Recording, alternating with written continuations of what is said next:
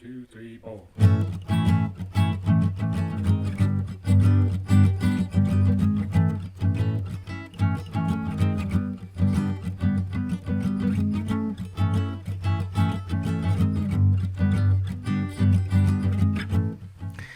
Hello, everyone, and welcome back to The Slime. This is now episode 11 and the beginning of season 2, where we are now introducing video to the podcast. So I hope you guys are excited for that as much as we are. And I'm joined by Diego, as usual. Hello, everybody.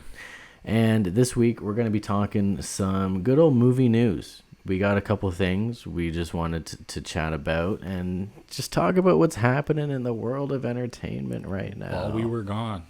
So, tell me what's up with this first story here. Tell me about it. So there has been a script revealed for the next Tarantino movie. No official announcement has been made yet, but there has been a script that people have been made aware of, some details. It's titled The Movie Critic.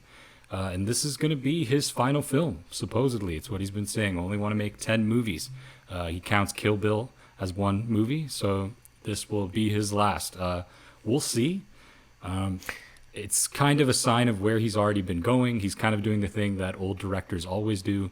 When they get to the end of their career, they start making movies about movies. About movies, yeah. And Spielberg just did that. Exactly. And it was pretty good. I didn't see it, but the general consensus is that it was a pretty good movie. It seems like the test of a director. If you can make making movies and the whole behind the scenes interesting, then you're probably pretty good. I don't know if it's my thing, but of course I'm going to check out this new Tarantino movie. You're a pretty huge fan, and are you sad to have him making an exit at 10 movies? Look, I respect it, as we live in an era where everything gets overdone. Yeah, and for we're going to talk about that later, guys. Yeah, exactly. More on that later. But, for a guy to say, I'm just going to make 10 movies, they're all well received. I don't want to have a flop. So I'm going to have this perfect, nice round number, nice filmography. I think that's very respectable. And it's a kind of cool thing in his direction, adding to where he's kind of already been going, as I said. Like, at least what I'm thinking right now is Once Upon a Time in Hollywood was more about... the behind the scenes, the making of movies and the making of TV shows. Yeah, from like the actor's perspective or the stuntman's perspective, more or less what happens on set of making a movie. And now this, based on the title, which again may not be the title, sounds like talking about the other side. Now, the promotion, audience reception, what goes into that. Maybe how directors look at critics, well. View critics, think of critics. Mm-hmm. And the fact that it's supposed to be set in Los Angeles during the late 70s, a lot of people thought it was going to follow a female lead, a famous critic whose name I'm blanking on right now. Okay.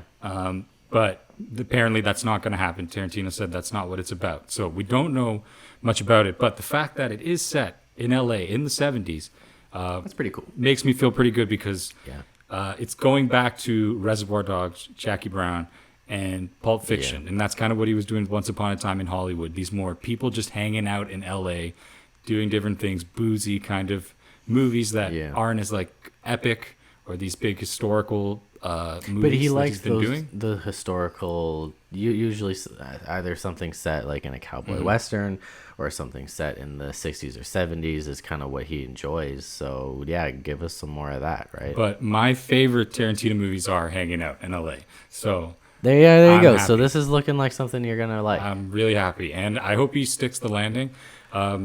Giving an idea of what the film could be like, Tarantino has said that his final film will be epilogue-y, if that makes any sense. He's like, he looks at Once Upon a Time in Hollywood as the farewell. Yeah. And this one's going to be like an epilogue. And that kind of makes sense. Yeah. The movie critic. Right? I feel like it's kind of going to somewhat be a lot about himself. Obviously, he's not a professional movie critic, but he's a professional when it comes to making movies. So I feel like he will kind of slip some themes in that he can relate to, especially since it's going to be his last outing. But is this considered to be an early retirement? I mean, the man is 60, maybe even 61 by now. Yeah, I think 61 by now. Look, a lot of directors go into their 70s and 80s. I mean, Martin Scorsese is still directing movies, and Steven Spielberg. as we mentioned. So I guess in that respect, it's kind of early, but I think it's a good time. Like it's been over 30 years. He's 60 years old. Yeah. All his movies have been a success. Why not? And he doesn't have to stop directing per se because there was talk about a Bounty Law TV show. So well, even if he doesn't write or direct anymore, do you think he would kind of branch out and maybe do executive producing, or like even just still being involved in the making of movies and TV? I mean, he could do script writing. That's what he did before. Like True Romance is a well-received movie that he wrote. Yeah. But didn't direct. Natural Born Killers is really famous. He did that. He hated how that turned out, FYI. But He's pretty hard on himself, actually, from what I know. So I don't know. I'm excited. Obviously, we don't know too much about it yet, but I mean, we'll see where it goes and who's going to be in the cast, because Samuel L. Jackson has to be in this movie if it's his last movie. He wasn't in Hollywood, right? No, he hasn't. Yeah, Hateful Eight was the last thing he was in. So, but to me, if it's going to be the final Tarantino movie, it has to have Sam Jackson. Yeah, of course. And I hope he brings one wild card casting decision again, like somebody that he hasn't worked with, because he kind of always manages to do that every movie. Like, so who is the guy who's in Hateful Eight, and I forget his name, but he's the guy with the hair and the gloves. He sits off in the corner with his peanuts. Oh, that's Michael Madsen. That's the actor. And what else is he in also? He's in Reservoir Dogs, and he's a baddie, right? Yeah. Okay. He's like plays a psychopath, Yeah. torturing a policeman and all this stuff. Stuck in the middle. And he's in Once Upon a Time in Hollywood briefly. He's in Bounty Law. He's in one of the he's one of these characters that pretty much makes an appearance more or less in every movie. I'd like to see him. I like him. Interesting. He's cool. You've seen Reservoir Dogs. He's brilliant. But I'd be really interested to see who he picks that he's never worked with before. That's more what I'm interested in seeing. Because you look at some of these great moves he's pulled off. You want to go all the way back to Pulp Fiction. You have John Travolta, Pam Grier, and Jackie Brown. Leonardo DiCaprio, even in Once Upon a Time in Hollywood. He hadn't worked with him before, and it's one of Leo's best roles. So I'm really curious to see who he picks. And will he pick? Yeah, he could really do wonders for some actors and actresses out there, because all he's got to do is give hand a talented person his script. Does he pick an up-and-comer, or does he pick somebody that's kind of fallen by the wayside again? And I'm also interested to see how much of a straight plot this movie's going to have. Because Once Upon a Time... I'd kind of like that. Yeah, but Once Upon a Time in Hollywood, like one thing I've heard other people say about it is you can tell he's a very confident director. Yeah. Because there's not a huge... strict plot lines, kind of just stuff happening, and you get these long shots of just Brad Pitt driving around LA for I swear 5 minutes. And Tarantino is such a seasoned director now that he's just like, whatever, I'm gonna do that. It's a cool shot. I'm just having fun making these cool driving. Yeah, I don't know. I kind of have recently started to just appreciate filmmaking and the different tones and vibes, even the simple things like color and lighting can make in a movie, and the way that you frame up shots, it does catch my attention. So watching movies where directors really pay attention to that type of stuff and make beautiful movies with beautiful cinematography, I'm really interested in that. So I'd like for him to really outdo himself with this last one. I feel like this one is could do a thing where he references a ton of movies, but I feel like he was a kid watching movies in LA in the 70s. That's when he found the movies he liked, the style he liked. So I feel like it's going to play into somehow. He's going to be referencing all these movies, but these movies are going to represent his development as a director and what inspired him. That's what I feel like he's going to go for. Probably going to try to capture a lot of the essence of that time of his life. Which I'm excited for. We're both pretty excited for this. When we get some concrete news, we'll bring it to you guys. But this is pretty big, regardless, because Tarantino's huge now, and he's saying goodbye with this final film. So I think it'll be very much a tribute to the movies that he grew up with and inspired him to become a director. Just because it's called The Movie Critic, set in LA in the 70s when he would have been growing up and seeing movies. So there's your headliner. But we're excited. I mean, we have this poster on the wall, so we are pumped. we're excited for that. We're gonna get back to you guys on that one. In like a year, probably over a Yeah. year. Who knows? Maybe the movie never gets made. They're filming in the fall, by the way. That's apparently That's when when they they're start supposed filming? to start. So I figure it'll come out Okay. middle of next year, maybe late next year. All right. So. Well, up next is surprise, surprise. I put Star Wars in this episode for us to talk about, but it's just been really big right now in the Star Wars universe, and the biggest thing right now is that the Ahsoka trailer dropped a couple days ago, and there are a lot of familiar faces showing up in it, and it's just a big thing in Star Wars right now. Were you able to catch that trailer? Yeah, I'm really excited. I mean, we've been dying for probably an Ahsoka show since she made the appearance. She's big, The and she's Mandalorian. only gotten more popular. Yeah. And of course, we're seeing the characters from Star Wars Rebels. Yeah, for the man. First time in person. I'm such a big Star Wars Rebels fan. So, and it did finish. Like, it wasn't a show that got like cut off, or like Clone Wars got cut off and they came back to finish it. Rebels ended, and they chose to end it. But they did end it at a weird spot, and there is a lot to still wrap up, which this is Ahsoka's show is going to be wrapping up a lot of the open ends left with Rebels, and that personally is something I've been really excited for. I know there's a ton of Star Wars fans that don't like Rebels or don't like the animation. They think it's childish and stupid, but for me, as like a diehard Star Wars fan, getting a continuation of Star Wars Rebels is astronomical. Well, I haven't watched all of Star Wars Rebels. I should catch up because I did watch it for a while, gets and it was intense. enjoyable. It was a really enjoyable show. Yeah. So it gives me a lot of faith in this show. And as you've all heard me mention a million times, Ahsoka seems to really bring the fantasy element, at least with her Mystical, too. Yeah, mystical, which is what we want from Jedi. Yeah. And she brought that a lot in her appearance in The Mandalorian, so I'm really hoping the show keeps that kind of vibe. It's Yeah. sorely missing in a lot of Star Wars. So that'll be nice to see come back. A big concern I do want to drop in here is I hope they don't overdo it with fan service. Because I'm so this worried. this trailer was full of fan service.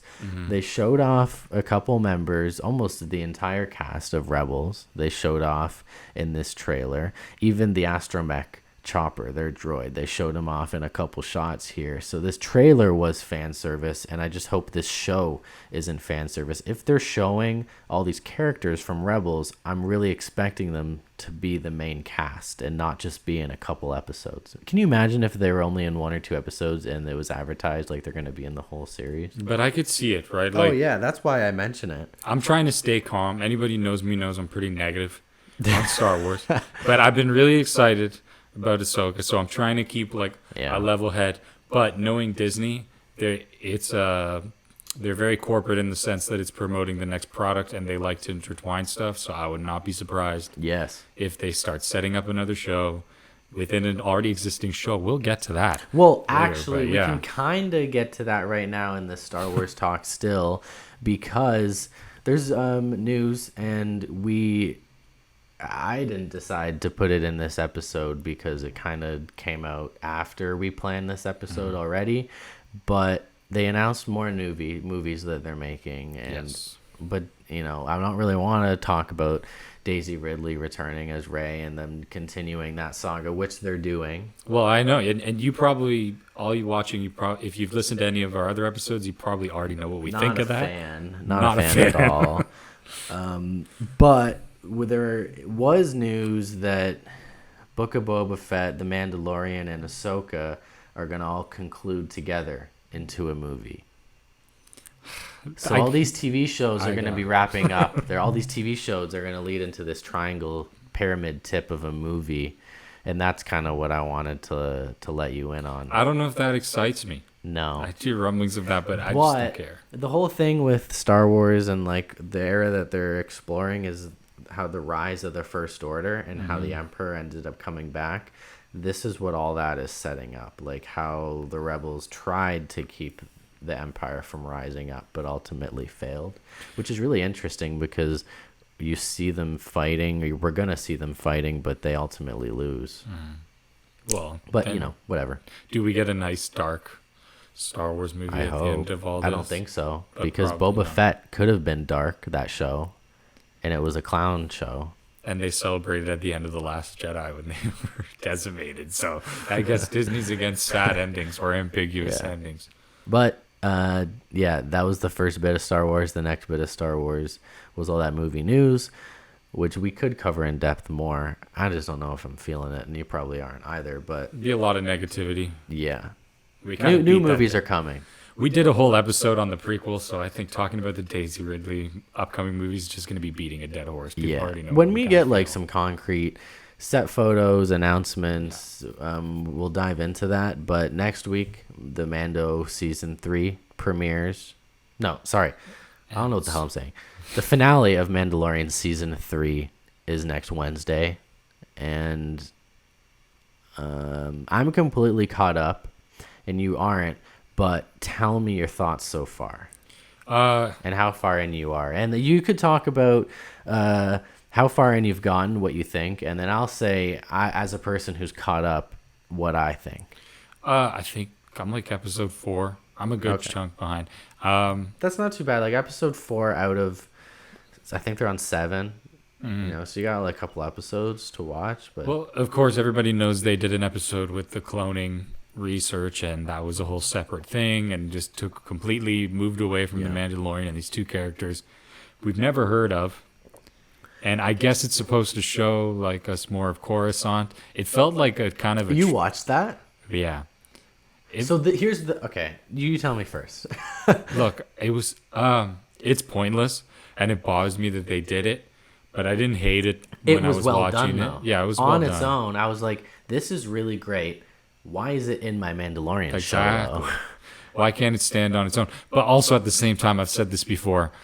It was good. It was well executed, but it didn't grab me emotionally. Like I wasn't interested or invested. And I think even if it was its own show, I don't know if I would be. But it was well done, and it felt like a homage to 1984, the book. Because I don't know if you read Yeah. that book, but No, but I know what you're referencing. because the main character like makes an ally in this. I haven't read it in forever. Makes an ally with this woman, and they're like Yeah, really yeah, close. Exact same as this show, and then she turns the on him betrayal, yeah. on the end, and yeah.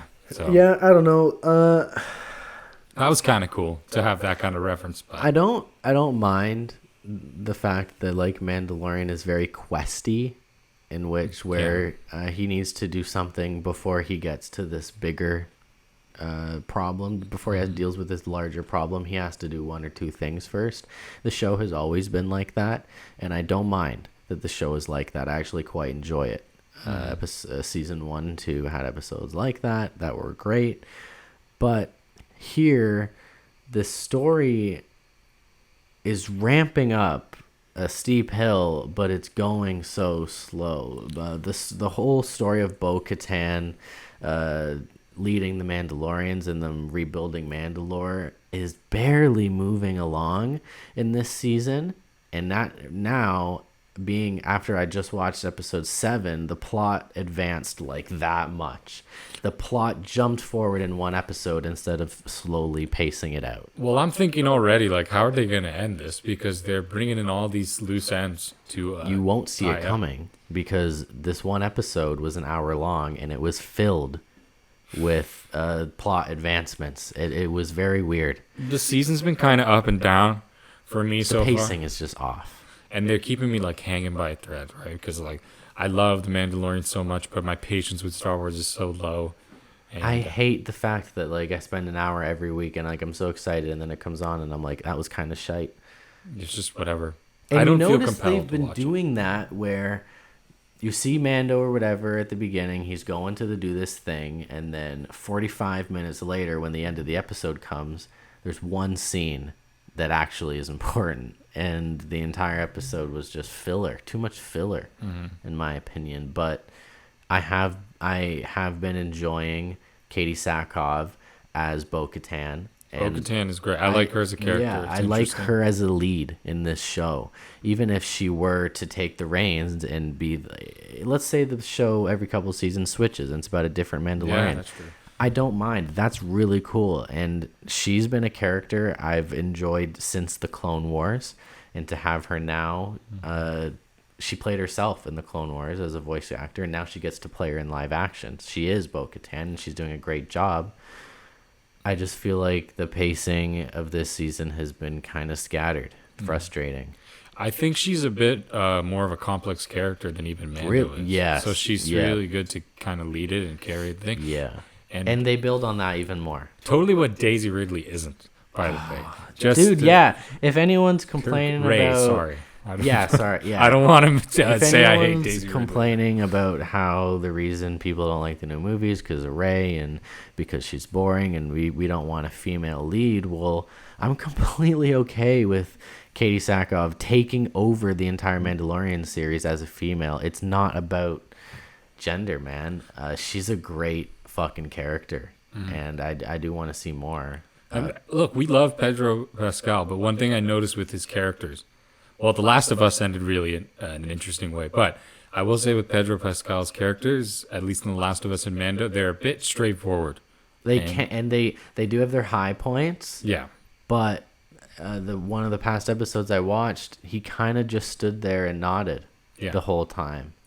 But which I don't mind him kind of being a knight-like character, like super honorable, and you understand him deeply, but he doesn't do a lot or have a lot of emotion. If that's just the way he is, I don't mind. Yeah, but Bo-Katan is strong loss, a strong desire to revenge, take something back, and that makes for a way more compelling character. So I'd love to see her get more shine in Star Wars. I think she will. But yeah, more or less, Star Wars is kind of on the up and up. It depends how you look at it or what kind of fan you are, but there is... I don't think it's on the up and up. No, it kind of is. 3 more movies now. No, there is more Star Wars hate than ever right now. But it's complicated because I want to say Star Wars is bigger than it ever is right now because more people than ever have seen all the movies, and now there's TV shows that people get to watch weekly. But it's hard to get a gauge on whether or not most people are enjoying it or not. Do you think most people enjoy it, or do you think most people don't have an opinion on it? It's hard to put my finger on it. I feel like the movies, honestly, most people enjoy it, and the hate is pretty much all from the fan base. But the shows, I would say it's a bit more iffy, but I wouldn't say with Star Wars it's a question of whether people like it or not at this point. I would just say it's more of a lack of interest. And if you look at like the box office numbers and the views for their shows, they are on the decline. Now, am I going to say Star Wars is not successful? No, of course not. Disney does well. But I also get annoyed when people say, well, how can you say Star Wars is doing bad? It's one of the biggest franchises ever. But I'm like, okay, it's relative. It's doing well, but you hold Star Wars to a different standard, right? Like X amount of millions isn't as good for a Star Wars movie as per se like $2 billion, right? So like Force Awakens grossed $2 billion, and every movie after that is on a decline, and we see that, and it's expected. But I think Star Wars is in a better place right now than Marvel is. Yeah, well, Marvel's having it. Yeah. And I mean, DC is kind of neutral because they're in between phases right now, and we don't know where DC is going to go. But even like me not being super impressed with the Book of Boba Fett, like, it's still cool to have him back, and it's still cool to have these gaps filled in. And if you're not into them filling out the timeline and telling the stories in between movies and filling in the gaps, if you're not into that, of course you're not going to enjoy it. But I personally am enjoying watching all of this unfold. I mean, it's certainly interesting, but I think the difference between Star Wars and Marvel, I feel like Marvel has more resolve to recover from this kind of rough period because they built up a lot of goodwill and were on an incredible run for a long time until recently, and now they're kind of faltering, which that happens to every pop culture entity, franchise, artist, whatever. So it could just be like a rough period or a kind of out there period. Star Wars has been a lot more iffy right from the get-go. They kind of hit it out of the park with the first two, held everything together. Star Wars didn't really fall off. other than like the sequel movies not being completely well received, but none of these shows are written off as terrible. No, I wouldn't say it's. I wouldn't go as far as to say it's fallen There are off. some Marvel shows I would write off as terrible. I would just say that it had Star Wars hasn't had the same consistent praise that Marvel has gotten. There's Yeah. basically been controversy with almost everything Star Wars has put out Yeah. since The Last Jedi. Rogue One didn't, Concrete, for sure. Yeah, Rogue One didn't have too many complaints. Force Awakens didn't have too many complaints. Rogue One's beloved now. Exactly. Last Jedi that's when it started to get divided. Yeah. Yeah, but you know, you guys probably, if you're listeners every week of this show, you probably know we could talk about Star Wars for hours, Yes. but we can't. Well, we can, but not today. This is not a Star Wars podcast. No, it's we have to not. remind people. But Joker 2 has begun filming, and we got tons of set photos. I don't know if we were meant to see these or if Warner Brothers was like, whatever. Show them. Stuff doesn't get revealed through trailers or just being in the movie anymore. It's set leaks and set photos. This time of which is of Lady Gaga portraying Dr. Harleen Quinzel. What are you thinking? I think she could pull it off. I mean, I think she will. yeah, she proved herself as an actress in A Star Is Born. House of Gucci was pretty bad. But But how was she in it? How was she in it? in House? No, not very good. Okay, well, In my opinion, the 50-50. Italian accents were a little ridiculous. but some characters, some actors and actresses understand certain characters and jive well with certain characters. Maybe she's kind of meant to play Harleen Quinzel. You know, some actors are meant to play a role, and this could be it. She could do a fantastic job. Oh, like I said, I like The Star Is Born. I think she could do it. And Harley Quinn just feels in that kind of Lady Yeah. Gaga vein. Exactly. Everybody knows kind of what we mean with that. And I think it would be a cool career move for her. And I think if this does well, it's great for her acting career because 2 hits under your belt, Star Is Born and the second Joker movie, that's a good variety. Yeah. And I kind of like this how Lady Gaga seems to be like trying to move away from music and become like a respectable Yeah. actress. Maybe I, that happens with age. I don't know, I want her to do it. Yeah. Yeah, cool. I'm a fan of Lady Gaga. I think she's epic, and I'm excited to see her and see this adaptation of And this let's story. be honest. Look, I don't want it to sound like I'm disrespecting her. She's still doing well, Yeah. successful musician. But let's be honest. The last couple of Lady Gaga albums are not as big as the stuff she was doing in 2009 and Yeah. 2010. That's She was just on the top of reality. the world back then. She is past her peak, in my opinion, of Well, popularity. maybe she'll peak again. No, Maybe. she won't. Maybe. I don't think she'll ever be as big as she was then. Let's get this clear, little monsters out there. She's still a great singer. Still writes amazing songs. I'm just saying, sales-wise, it's just not on the same level. The numbers aren't there anymore, Yeah. and that's okay. It doesn't make us love her any less. But, But I'm that for excited. Lady Gaga's like I had one top 5 hit as opposed to like 4. Yeah. So she's still doing okay. But Yeah, better than most. Way better Yeah. than most. But but I'd like to see her go into Yeah. this acting. I'm excited for lane. this adaptation, and Mm-hmm. this Joker sequel can go many different ways. I've seen lots of weird set photos, like Joaquin running in the streets out of costume next to a double who is in Joker costume. They're running next to each other. I'm like, what is going on? I don't know what kind of direction they're going with here. If he's kind of running beside himself, or if he's going more crazy or manic in this movie, I don't know. Maybe he's building his Joker empire. Hopefully, we get a teaser trailer soon, so we can kind of just understand what we're getting a bit more. Yeah, I mean, right now, like from what we can tell, all we can see is it looks like obviously that's gonna have the same kind of vibe and set to the first one, just Yeah. based on the pictures. You know, I New hope York, it's not gritty and dark. too similar to the first. That's what I hope, and I hope he brings his own style to the Joker. Because we were talking about this before, Heath Ledger set a precedent where kind of now the Joker always has to be this I'm edgy and I'm dark and I'm so larger than crazy, life. you know, which is fine and it's a good way to play the character. Dark is perfect for it, but That's not the way some people know Joker. yeah, but you know, you can get people Jared Leto where it just looks like it's trying so hard to be what everybody expects the Joker to be. Whereas I mentioned Jack Nicholson, if you want to go way back, he did his own thing with it and was being an artist and brought his own own essence to the role. So I'm hoping, because Joaquin Phoenix is a great actor and he could really do it. You know, more now more than, I don't know what the hell I'm saying. I've been seeing a lot of hate. People saying Joker's overrated. Oh, And that It's overrated. It is a copy, a Taxi Driver. and the king of comedy, big time. Yeah. It is I overrated. really don't know what to say to that. And I'm a culprit of it. I overrated it back in 2019. I thought it was I like might the not best think thing Joker ever. is as crazy as it was when I first saw it because I've seen it 5 or 6 times since then. But it's solid. I just think it's a nice character study. Yeah. And I feel like the first Joker is more of an experiment. That movie was kind of an experiment to see if Yeah. you can succeed doing stuff outside of a connected universe. But definitely overhyped. Yeah, I can agree with we that. were way more excited about it than we probably should have been. But it's weird to have a sequel now because it was weird when Joker came out having a movie straight up about the villain. And now that's getting a sequel, and that doesn't happen that often. And it's weird, but cool, I guess. Are they going to, like, how far is too far? Because this movie takes place outside of the DC universe.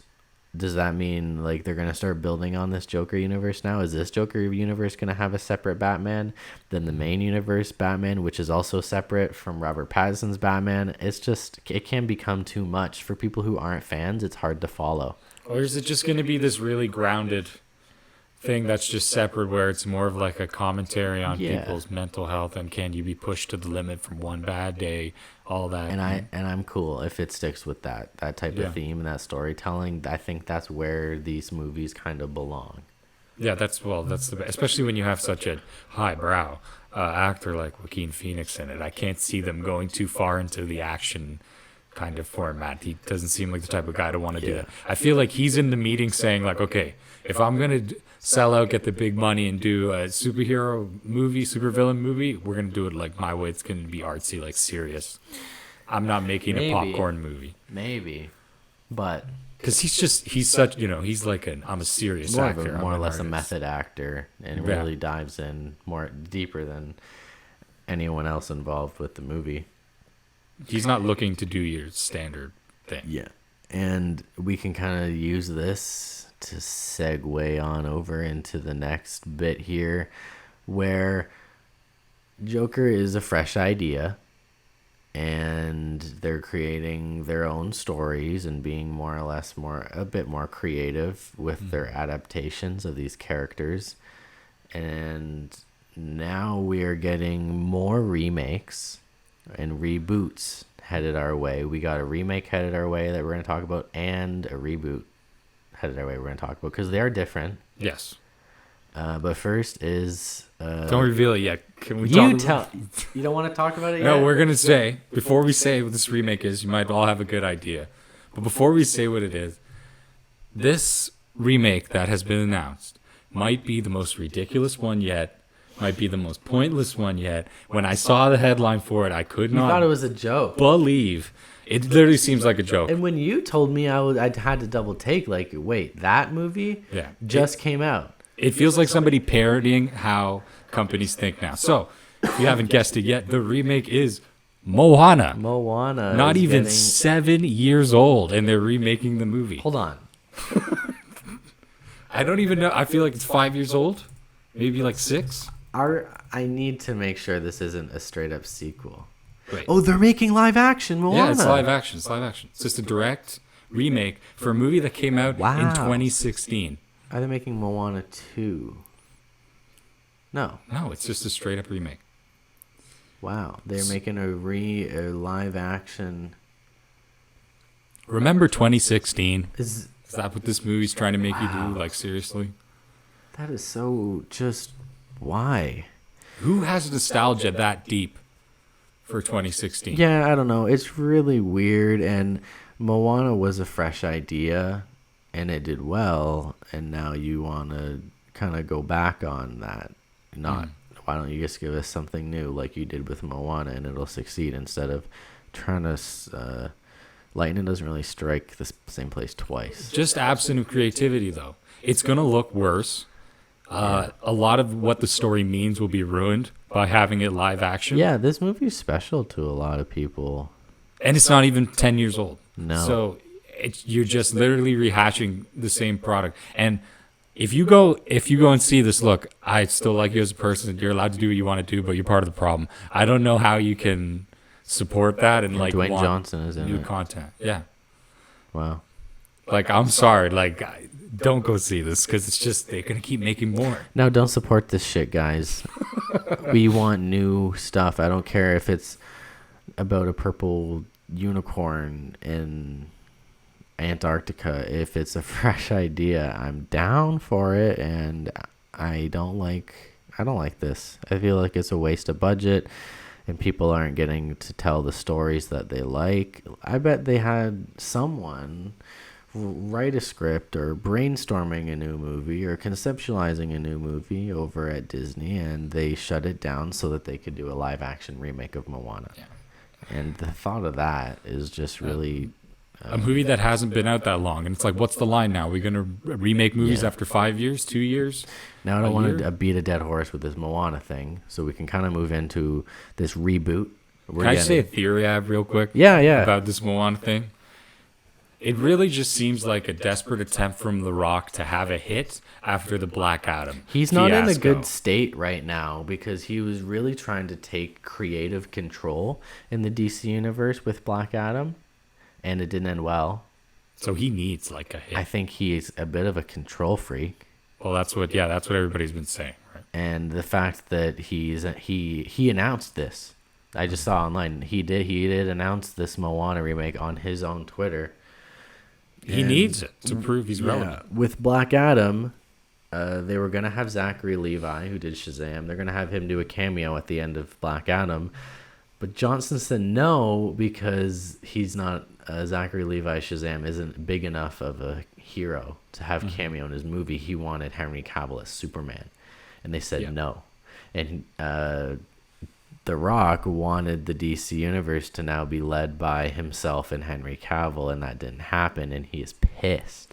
And really pissed now that they're rebooting the universe without him.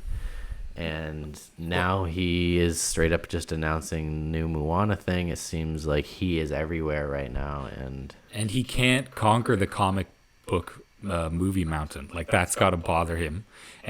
But Yeah. you said he was a control freak, and I don't know. I'm not saying just this- reading the tabloids, it look. could be all bullshit. I'm but- not saying this. What I'm gonna say now. I'm not saying this is a judge on his character. Yeah. I'm being this honestly. I believe that he probably is. But Yeah. he's also built up to the point where he's kind of allowed to be a control freak. Yeah. This guy is a star. He's famous for his People will personality. do what he says. And here's his issue. He's trying to go into a field of the movie industry that doesn't rely on movie stars. So he's trying to be in a movie star in a field where movie stars don't matter as much. So it really is not working for him. And that kind of puts him in a tough position overall, is because movie stars are having less influence in today's Yeah. climate. And he's kind of a relic of an old time. He's one of the last, like, really, really big, globally known movie stars. And he's just trying to hold on to that. Maybe, or like, I don't know. He's unbelievably, incredibly successful, and he might not be stressing at all. No, I mean, I don't think he's stressing about his legacy or definitely not his wallet, but it's got to bother him. If you're just that much of an overachiever and you're just, can you imagine if you're a successful movie star and you're like, I'm going to conquer the comic book thing. Everybody's doing it, and then you try to do it and it bombs. Like, that would just bother you. It sucked because that was your one chance, right? Yeah. People at that level want to win everything. Yeah, so that's definitely what's happening there. And I mean, whatever, this Moana thing doesn't really piss me off because I'm not some diehard Moana fan, but I kind of am a diehard Harry Potter fan, and they're now rebooting the entire Harry Potter universe through a HBO TV series, which will be titled Harry Potter, and it'll be 7 seasons or longer, and each season will be a year at Hogwarts. Complete new cast, complete new set, everything new. And my first thought was, what does this mean for the already existing Harry Potter universe? Are there now 2 Harry Potter universes? I don't know. I'm not a, Speechless, look, here's what right? here's the thing. I'm not a big Harry Potter fan. But this is fucking ridiculous. Yes, and I already find, nobody come and kill me. I already find the movies kind of boring. They're good movies. They're great. I'm not going to say they're bad. Objectively, they're well done.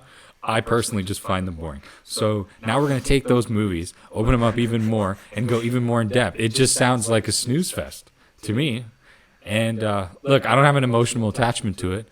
But yeah, it just seems kind of silly. Yeah, Those I don't movies really have aged pretty well. I think I if you just rewatched all of them. Yeah. It was a fantastic experience. they probably still look great. Yeah.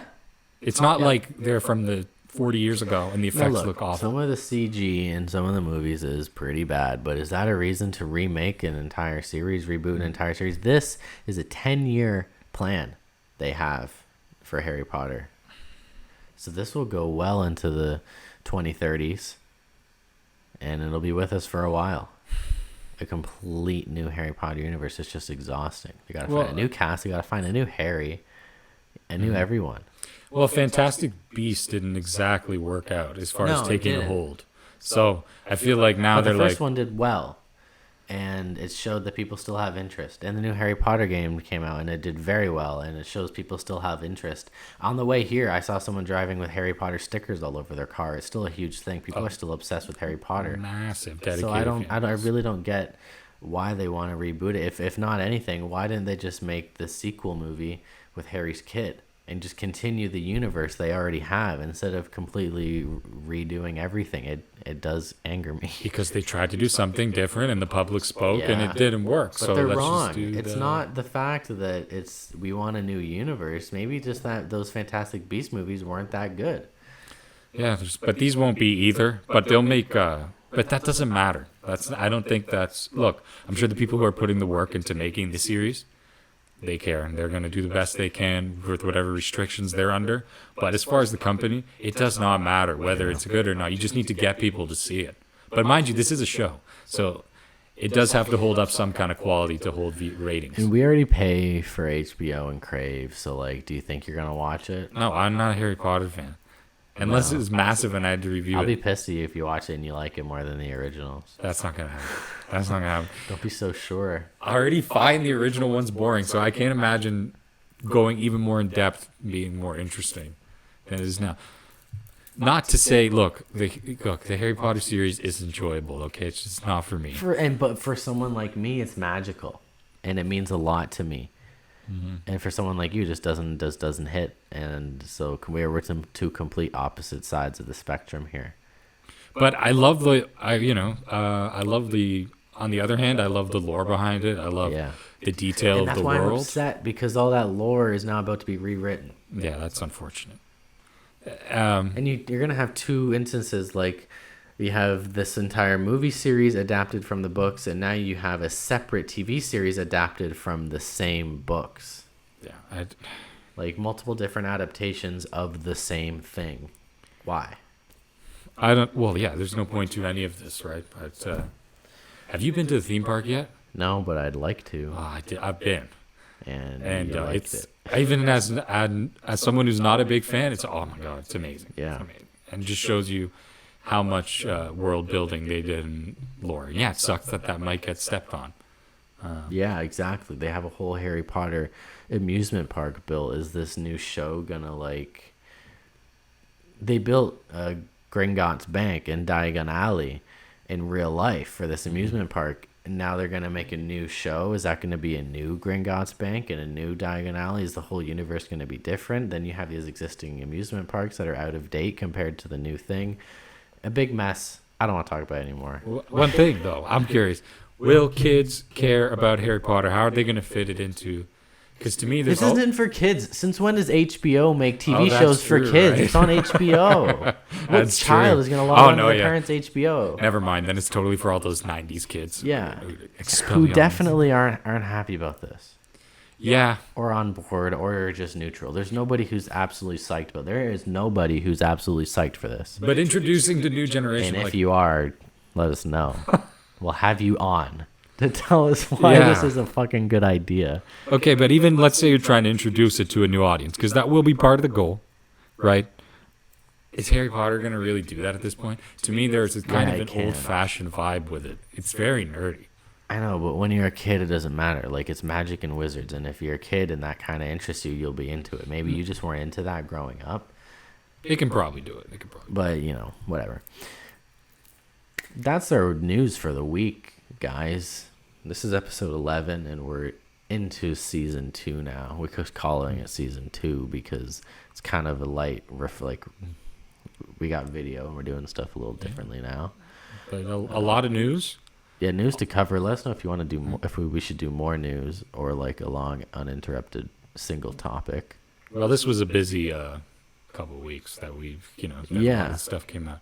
Ironically, we've done a whole news episode this week. No questions answered. Everything's still up in the air. Everything we just covered here is like, well, this could happen. Yeah. What's it going to be? So a lot's up in the air right now. It'll be interesting to see how things play out.